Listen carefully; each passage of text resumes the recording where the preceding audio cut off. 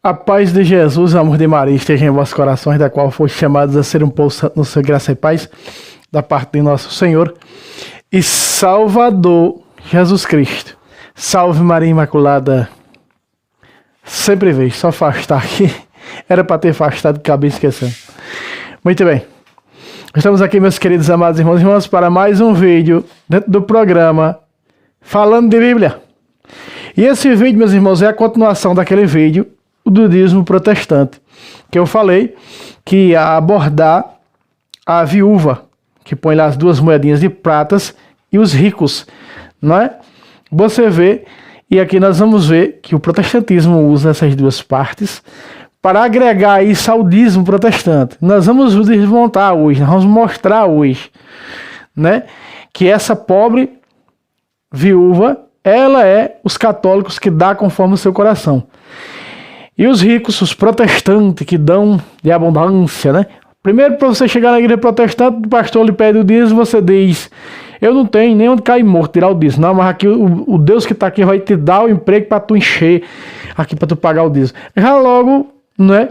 Já fala no interesse de receber do seu cliente. Não tem um cliente na igreja protestante que não dê dinheiro ao protestantismo, né? Então, meus irmãos, vamos ao vídeo. Vamos lá. Tem duas passagens, tem a de Lucas 21, de 1 a 4, e tem essa de Marcos, capítulo 12, 41. A de Lucas está bem focada, está mais clara um pouco do que essa, mas nós vamos usar essa passagem aqui, de Lucas, certo? Vamos usar essa passagem de Lucas.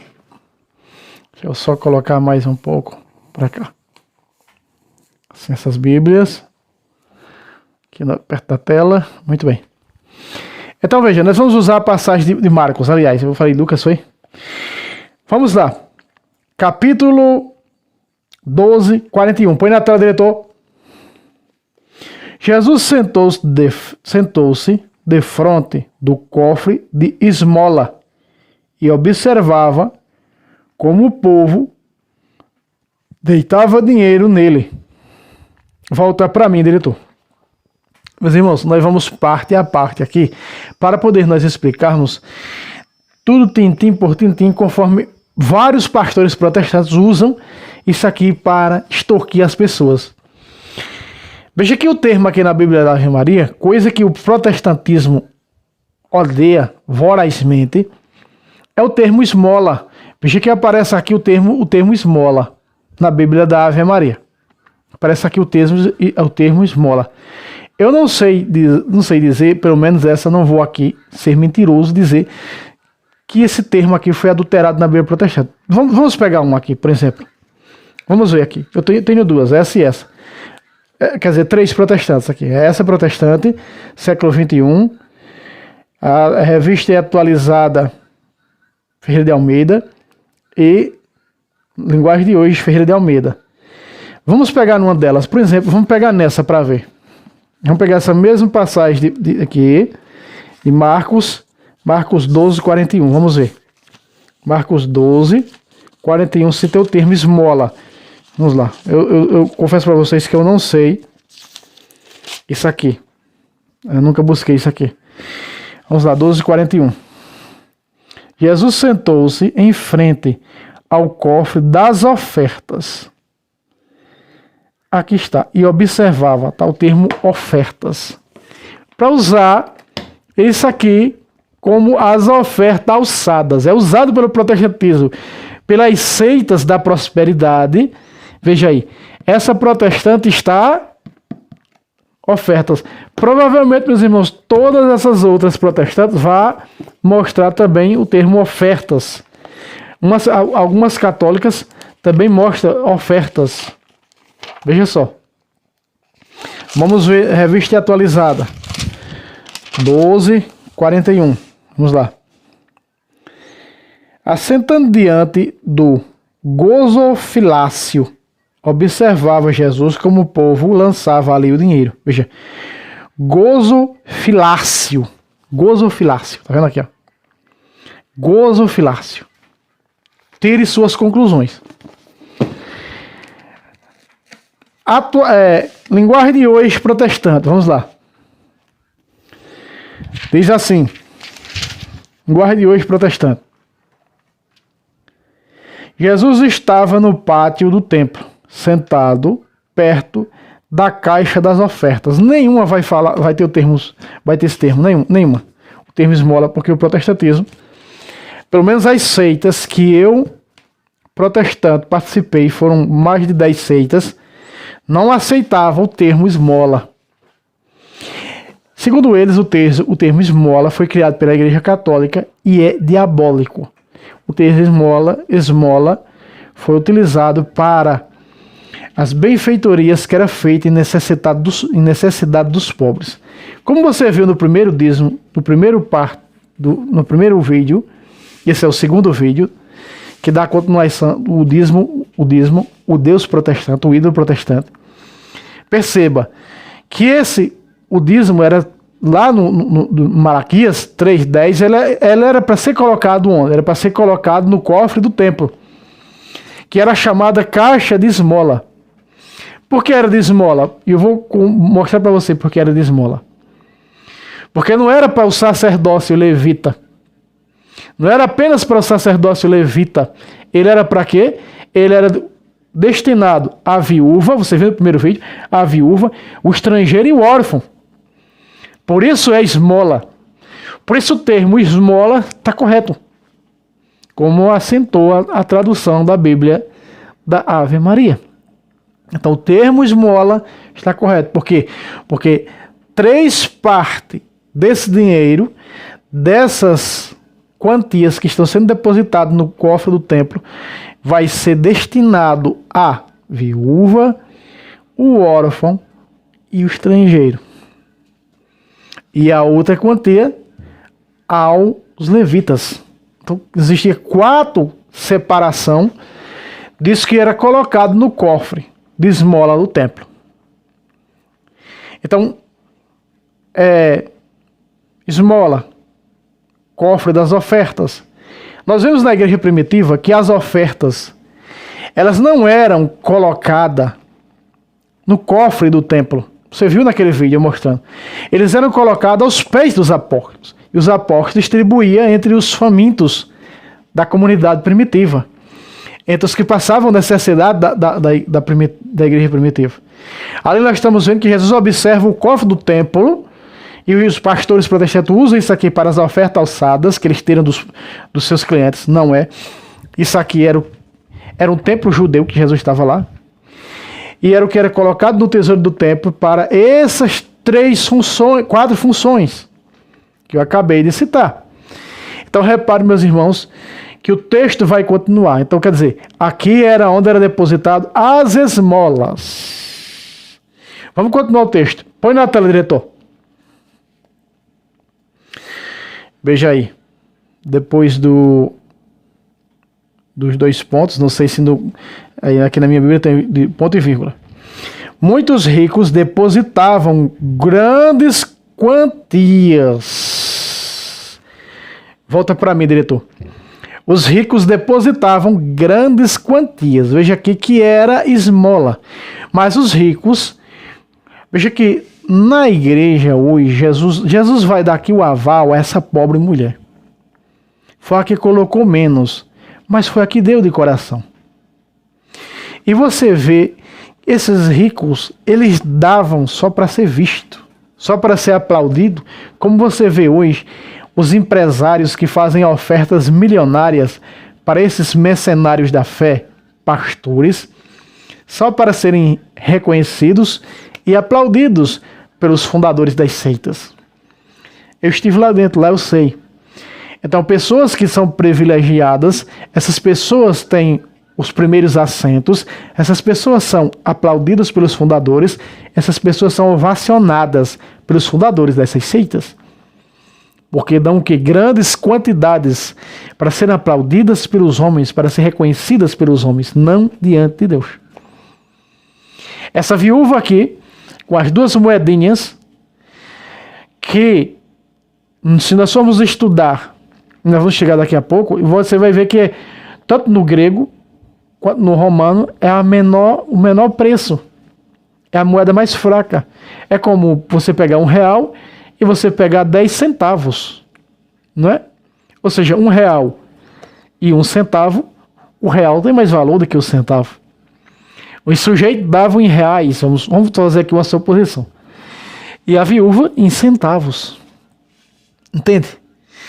Os senhores pastores diriam, não queremos centavos aqui, tem que ser reais e, se possível, dólar, né? Euro. Vamos seguir o texto, põe na tela, diretor. Depois dos ricos aí, né? Vem o que agora? Veja aí, ó. 42, diz assim. Chegando uma pobre viúva, lançou 2 pequenas moedas. Veja aí, ó. A viúva lançou o quê?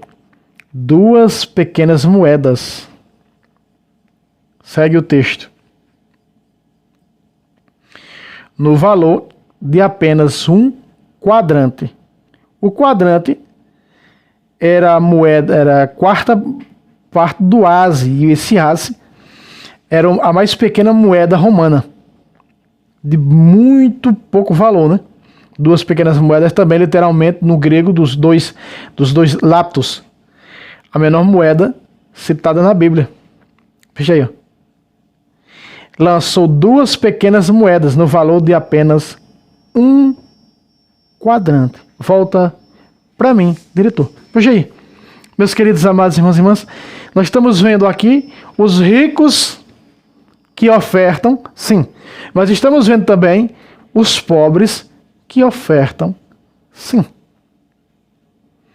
É por isso que nós vemos aqui que os ricos colocavam, nós podemos ver aqui a doutrina protestante, aonde é convidado, principalmente as seitas da prosperidade, aonde elas convidam empresários, onde os seus líderes dizem: eu quero 1000 empresários, a reunião dos 1000 empresários, a reunião dos empresários, as reuniões empresariais que acontecem dentro do protegido. Você vê isso muito na seita de Macedão, essa seita da prosperidade, de Agenotruque, de Valdemiro da sei lá das quantas. Então nós vemos essas seitas, RR não sei lá das quantas, fazerem esse tipo de coisa. Né? Sila Maracutaia também. Sila Maracutaia, ele até um certo tempo, quando era protestante, ele era contra a teologia da prosperidade. Depois agora ele agregou, né, a teologia da prosperidade. E ele é o 4º pastor mais rico do Brasil. O mais rico é Macedão, seguido de R.R. Soares, seguido de Valdemiro, e aparece Sila Maracutaia no 4º lugar, o 4º empresário mais rico do Brasil, só perdendo para esses aí, tá? Para você ter uma ideia. Silas Maracutaia. Então nós vemos aqui dois opostos, nós estamos vendo aqui. A pobre que oferece 2 pequenas moedas no quadrante, a 4ª moeda mais pobre no romano, e o lapto, a menor moeda do grego, né? O laptus. Então nós vemos, meus queridos, que Jesus aqui, como o fariseu e o publicano no templo, então aqui Jesus vai dar um aval para ensinando a sua igreja, que segue ao pé da risca até hoje. Sabemos que temos padres mercenários, também sabemos que temos padres mercenários que vendem o evangelho. Tem também. Nós vamos ser aquele hipócrita de falar só na teologia da prosperidade protestante, porque tem padres católicos, padres que também vai pela via da teologia da prosperidade do Deus abençoe aqui e me dá lá. Né? O tal do Deus abençoe aqui e me dá lá. Então o sujeito colhe, tira mesmo, como fazem os mercenários da fé protestante. E não são poucos padres que fazem isso. Conheço vários padres da linha carismática que fazem isso. Tá? Então vejam, meus queridos amados irmãos e irmãs. Nós estamos vendo aqui que só uma vai sair, só uma parte aqui vai sair justificada. E é a pobre mulher. Porque deu de coração com o intuito de ajudar a obra. Não aqueles que deram muito para ser vistos, ovacionados. Eu confesso que quando eu saí do protestantismo, questão do dízimo, eu comecei a dar muito, né, quando a igreja católica dá muito, aquela questão de dar muito para ser visto, né? Uma vez num culto da igreja de R.R. Soares, lá em São Bernardo, São Paulo, o pastor fazia o seguinte: ele colocava assim um bornar, um saquinho, sabe? De pano, assim, tipo. Ele colocava assim um saquinho com 10 moedas de prata, outro com 5 moedas de prata, outro com 3 moedas de prata e outro com 1 moeda de prata, ou seja, de R$1. Com R$10, R$5, R$3 e R$1. A gente já estava, eu e a minha esposa, nós já estava num processo já de conversão. Processo já de conversão ao catolicismo. E aí aquele pastor disse, as pessoas, a vermelha, né, com 10 moedas de R$1 dentro, vermelho. Aí o pastor disse assim, até denominado reverendo, né, que até ele, uma vez ele ajudou a gente passando fome lá, uma feira, deu uma feira a gente, e ele disse que era daqui do Pernambuco, aqui no lugar da terra da cebola, ali para baixo, fica para o lado da capital, os lados da capital do nosso estado. Era até chamado Reverendo Sérgio Murilo. Tava lá na seita de R. Soares, mas era gente muito boa ele, tá? Ele... Só enganado, como a gente também estava enganado. Aí ele fez esse tipo de uma campanha que estavam levantando lá. Aí dizia assim, os que vão dar uma oferta, esses R$10 aqui, moeda de R$1, nessa saquinho, você vai tomar posse para dar R$1.000. Você vai adquirir isso aqui e vai dar R$1.000. Essas moedas da prosperidade que vai entrar na tua casa, ou seja, uma espécie de superstição, uma espécie de encantamento, de idolatria. Vai entrar na tua casa e você vai fazer uma oferta de R$1.000 aqui para a obra de Deus. Então aí as pessoas se levantavam e pegavam. Aí a minha esposa disse, nós poderíamos pegar esse de 10 aí. Acho que ela nem se lembra mais, mas ela disse pra mim, pegar esse de 10 e sair distribuindo de R$1 em R$1 os pobres que estão pedindo esmola aqui nas esquinas da cidade. E eu pensei muito em pegar para dar. Mas aí quando chegou os de 5, os que tinham R$5 lá dentro numa moeda de R$1, eram os que iam dar R$500. O saquinho que tinha 3 moedas de R$1 eram os que iam dar R$300. E o que tinha uma moeda de R$1 eram os que iam dar R$100. E aí a gente foi pegar esse, porque todo mundo pegava, né? Ficava todo mundo olhando para a pessoa. Veja como é obrigatório lá, meus irmãos. Todo mundo pega, né? Todo mundo pega. Então, se você não pega, já fica te olhando. Aí a gente foi e pegou. O que a gente fez? Pegou aquele de R$1, não ia pegar nenhum, mas pegou aquele saquinho que tinha R$1 dentro. E a primeira pessoa que a gente encontrou pedindo esmola, da volta da seita para casa, a gente deu de esmola a uma pessoa que estava pedindo. Me arrependi quando eu não peguei aquele de 10. Tinha R$10 dentro do saquinho para dar às pessoas que estavam pedindo esmola. Então, ou seja, a gente fez igual essa viúva, que aqui a palavra a Sagrada Escritura está dizendo, não é? Vamos colocar de novo o 42, põe na tela, diretor. Chegando uma pobre viúva, lançou 2 pequenas moedas no valor de apenas 1 quadrante. 43. E ele quem? Jesus, chamou seus discípulos e disse-lhes, em verdade vos digo, esta pobre viúva deitou, ou seja, colocou, mais do que todos os que lançaram no cofre. Volta para mim, diretor. Veja aí. Porque esse cofre aqui, os protestantes, os pastores usam como o cofre da igreja, onde você vai ter que colocar as suas ofertas e os seus dízimos. Aí aqui eles dão o número da oferta. Eles dizem assim, eu quero 1.000 empresários com a oferta de R$5.000. Outros dizem assim, eu quero 300 empresários com R$5.000. Estou precisando pagar não sei o que da igreja, eu quero 100 empresários com R$20.000 ou R$15.000, R$10.000. E esses empresários que pertencem já às suas seitas, eles vão e fazem esse tipo de doação. Não é? É os chamados ricos daqui dessa parte. Disso que é citado nesse evangelho. São os que colocaram muito dinheiro. Jesus não aprovou eles. Jesus colocou a pobre mulher. Essa pobre mulher é a parte católica, onde a igreja católica deu para ajudar o padre a pagar as contas de luz e de água da paróquia. Você dê conforme o seu coração. Jesus disse que foi a mulher que deu mais, mas eles usam a mulher, mas usam muito dinheiro do rico aqui. E não percebem isso.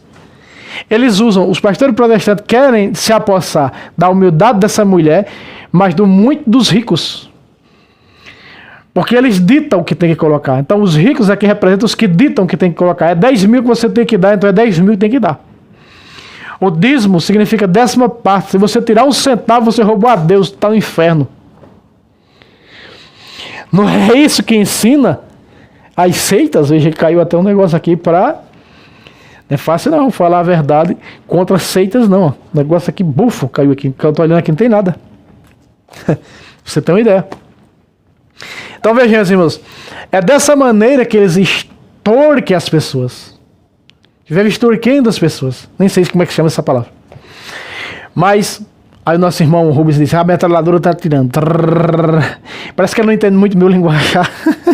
A metralhadora está 360 grau. Nosso irmão Rubens é uma graça. Deus abençoe a ele. Católico de firmeza. Mesmo tendo a família no protestantismo, está ali, continua fiel. E Jesus disse, o que perseverar até o fim será salvo. E o galardão dele. Sim, eu me lembrei, eu estava tentando me lembrar.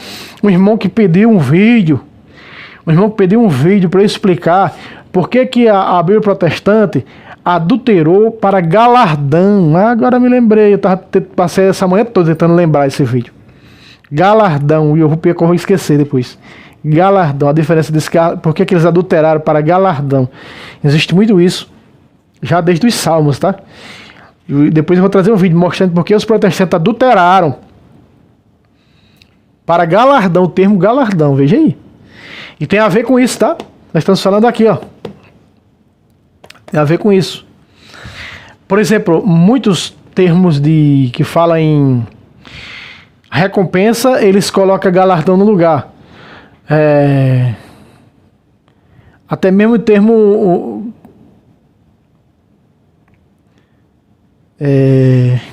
prosperidade, galardão, algo como fosse assim a glória, né?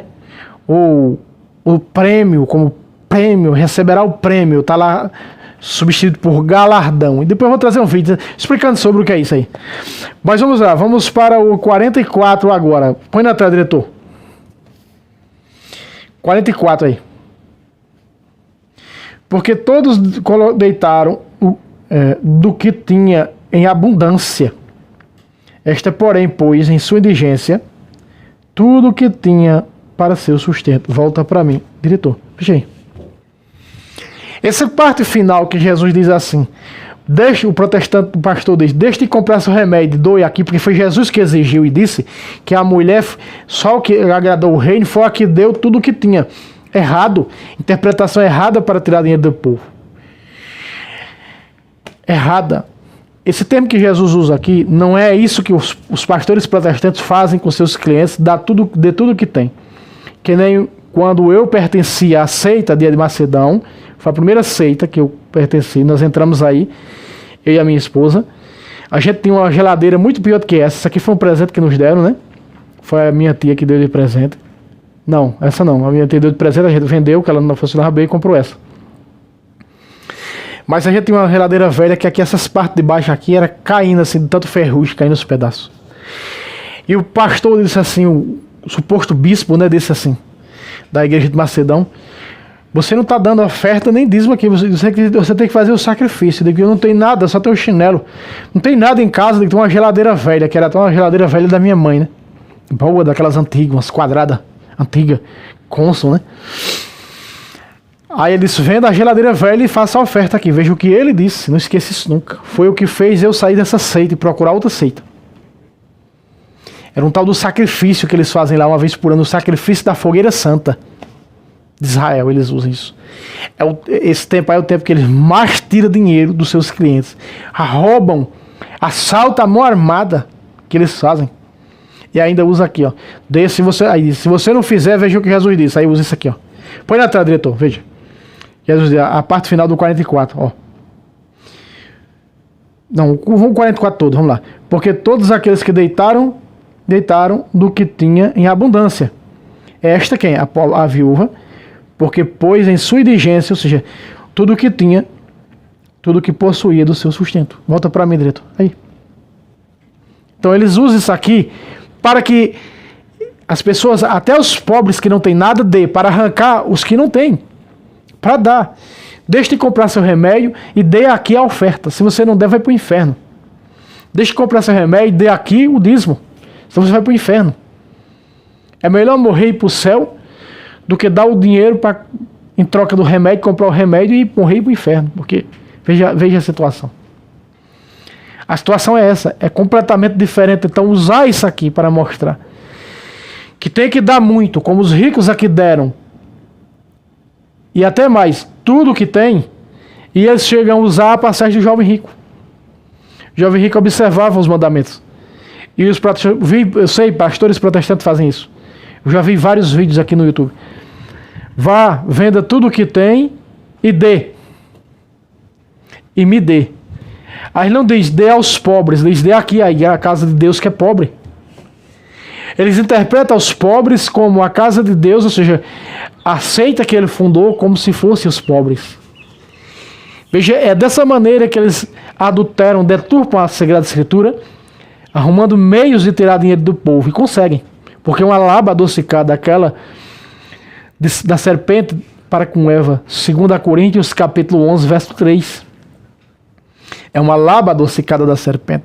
Eva caiu na lábia da serpente. E assim também, muitas pessoas caem na lábia da serpente que são os falsos profetas, os falsos pastores.